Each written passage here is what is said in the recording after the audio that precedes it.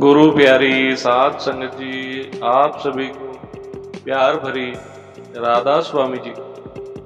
जिस प्रकार साहूकार के बही खातों में लेन देन का हिसाब होता है, पर धन तो उसकी तिजोरी में रहता है, ठीक इसी तरह पवित्र ग्रंथों में केवल नाम का जिक्र और नाम की महिमा होती है, पर नाम नहीं होता। सच्चा नाम तो नाम के भेदी यानी पूरे संतों के पास होता है। एक किसान रुई की खेती करता है, मेहनत करता है, फसल को सींचता है, बीज बोता है और जब फसल तैयार होती है उसे ध्यान से काटता भी है। और जब बेचने के पैसे लेने की बारी आती है, अपने बीड़ी पीने की आदत की वजह से माचिस की तिल्ली से खुद रुई के ढेर में आग लगा बैठता है। वो किसान कोई और नहीं, हम हैं। नाम जपते हैं, प्रभु की भक्ति करते हैं, पाठ करते हैं, सेवा करते हैं, और जब फल मिलने की बारी आती है तब अपनी निंदा की आदत से अपनी की हुई कमाई को आग लगा बैठते हैं। निंदा वो शराब है जो पीते वक्त मजा देती है, पर अंदर हमारे शरीर को सड़ा देती है। भाव हमारे पुण्य कर्म जला देती है, हमारी की हुई कमाई निष्फल हो जाती है। इसलिए निंदा मत करो। प्रभु को निंदक पसंद नहीं। जितना हो सके निंदा करने से बचो। निंदा ना करनी ना सुननी। इसी के साथ एक छोटी सी साखी और है। बहुत समय पहले की बात है कि सत्संग में जाने के लिए लोग नदी पार करके जाते थे और सत्संग सुनकर फिर कश्ती से ही नदी पार करके वापस आते थे। सभी नाविक अपनी नाव को बहुत सजा सवार कर आते थे, अच्छा रंग करवा कर और फूलों से अपनी नाव को सजा कर आते थे कि शायद आज सतगुरु मेरी नाव में बैठ जाएं। वहीं एक गरीब कश्ती वाला भी था। उसकी नाव पुरानी थी और ज़्यादा सजी हुई भी थी, तो वह सोचता था कि सतगुरु तो उसकी नाव में नदी पार नहीं करेंगे, क्योंकि मेरी नाव पुरानी है और टूटी हुई भी है।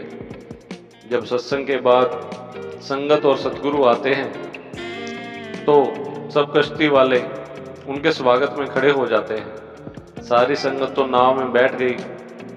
सतगुरु जी सबसे अंत में खड़ी हुई पुरानी कश्ती में पहुंच गए, तो सारी संगत भी उनके पीछे उसी कश्ती में चढ़ गई। वह नाविक बड़ा हैरान हुआ और सतगुरु को देखने लग गया। उसने ऐसा नूरी स्वरूप पहले कभी नहीं देखा था। वह उनको देखते ही रह गया। तो सतगुरु बोले, भाई नदी पार करवाएगा? तो उसकी आंखों से आंसुओं की धारा बहने लगी और वह सतगुरु के चरणों में गिर गया और बोला, सतगुरु, मैंने कभी नहीं सोचा था कि आप मेरी टूटी हुई नाव में बैठेंगे। उसने सतगुरु को बिठाने के लिए अपनी नाव को अपने अंगोछे से साफ किया और सतगुरु को बड़े प्यार से बैठने के लिए आग्रह किया। जब सतगुरु नाव में बैठ गए तो वह सतगुरु को देखता जाए और रोता जाए, क्योंकि उसने सपने में भी नहीं सोचा था कि कभी सतगुरु उसकी नाव में बैठेंगे। सतगुरु को देखकर कुछ संगत भी उसकी नाव में आ गई।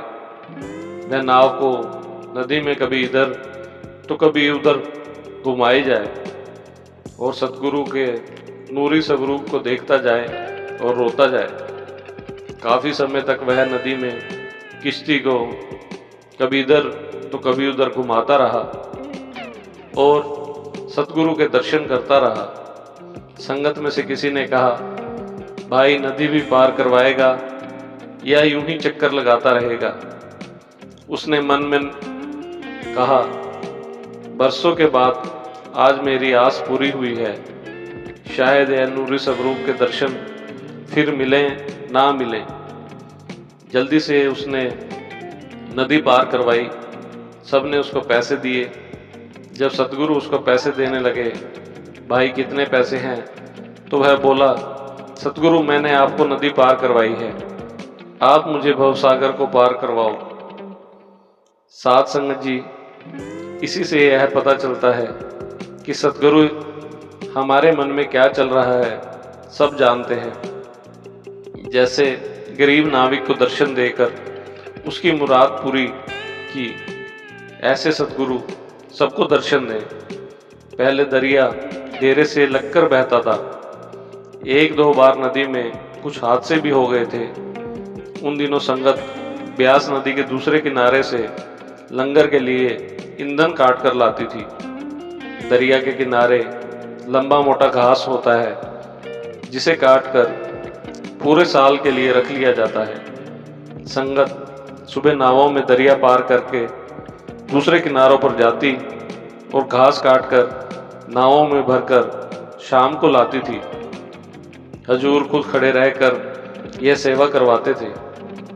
कई बार घास लाते लाते रात के 11 बज जाते थे और कभी कभी पानी के बहाव, हवा के रुख और ज़्यादा वजन भर लेने से नावों को लाने में बड़ी तकलीफ होती थी।